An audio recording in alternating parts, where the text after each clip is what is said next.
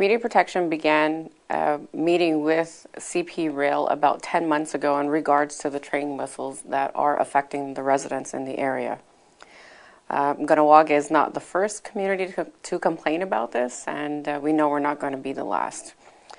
CP Rail has to meet with Transport Canada's regulations in order to abide by safety regulations within communities.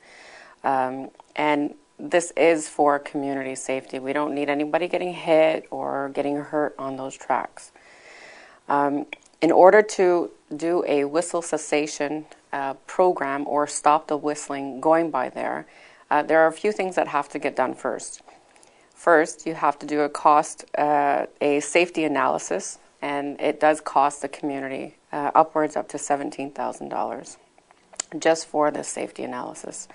After that, they normally request that fencing or barriers or other forms of devices, warning devices, are put in place for those community members, such as sight, sound, and barrier, where you have the ding, ding, ding, the barriers coming down, and the sound, which is normally the whistles or the dinging, the flashing lights, whatever it might be.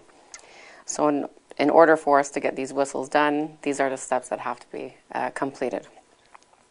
What we found out recently, CP Rail has agreed that we can perform the safety assessment, waiving the $17,000 fee from an independent company because of the Mohawk Council is considered the road authority in the community. So we can therefore do a joint safety assessment in those areas. And this is a good thing because within the budgets, there are no funds there. Knowing the crossings in the community, CP Rail feels that they can stop the whistling at 3 out of 4 crossings.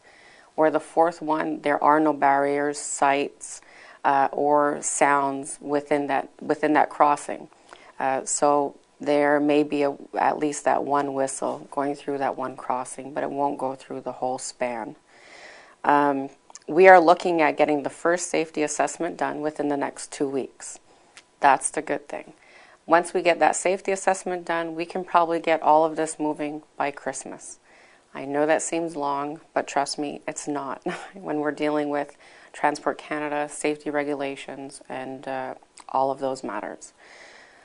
One thing I want you to keep in mind is that we are doing this for the community safety.